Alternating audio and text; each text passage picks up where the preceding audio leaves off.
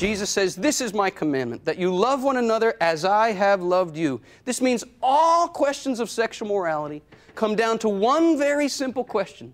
Does this behavior image God's free, total, faithful, fruitful love? Or does it miss the mark? Let me ask you all a question. And whether you're married or not, you can answer these questions. Maybe one day you hope to be married. You can answer in light of that. Sister and father, you also took vows, so you can answer in light of that. How many of you want to be faithful to your wedding vows? Can I see a show of hands? Is that everybody? Okay. Even if it hurts, do you still want to be faithful to your wedding vows?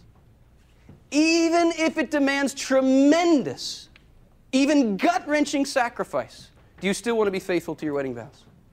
Or are you sure? Am I imposing this on you? No. You want it? Of your own free will? Okay. You have just accepted everything the Catholic Church teaches about sex of your own free will. I didn't impose it on you. You said you wanted it.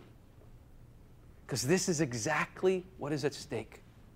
Remember what we learned in the last session? Sexual intercourse is meant to be a renewal of wedding vows. Spoken not with words, but spoken with the language of the body.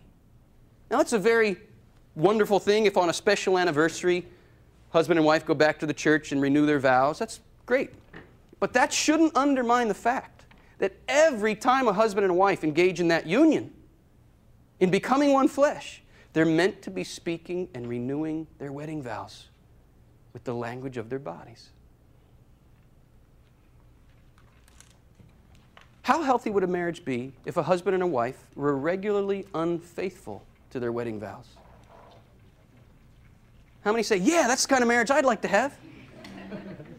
On the other hand, how healthy would a marriage be if a husband and a wife regularly renewed their wedding vows, and every time they did, they were more committed to them on that day than they were the day before? How many say that's the kind of marriage I'd like to have? You have just accepted everything the Catholic Church teaches about sex, and I didn't shove it down your throat. You said you wanted it. Our bodies speak. They proclaim a great mystery. I've been up here teaching not just with my words, but my body's been doing all this crazy stuff, and that too is speaking. Tell me what I'm saying. Hello or goodbye. Tell me what this is. Surprise. Shock or surprise. Tell me what this is. You don't? Oh, come on, that's an easy one. Our bodies speak. And we also know that actions speak louder than words. If you walked into my family room and saw me sitting here like this, and you said, Christopher, how you doing? And I said, great. What are you going to believe, my words or my body? We can say one thing with our words and contradict it entirely with our bodies.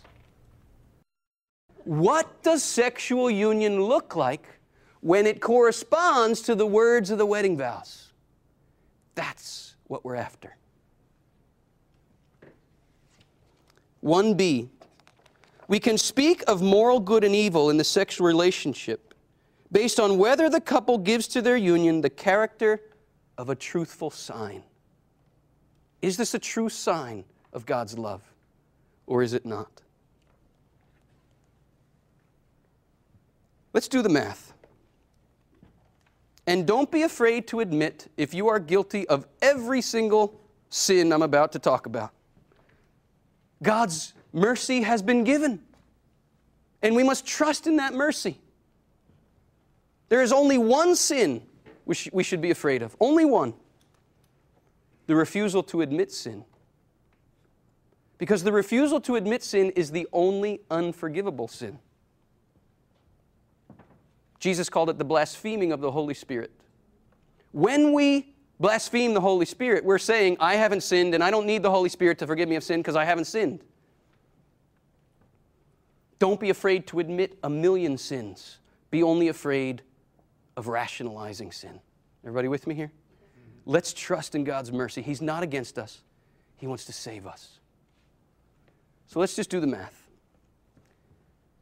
Does an act of masturbation image God's free, total, faithful, fruitful love, or does it miss the mark? It misses the mark.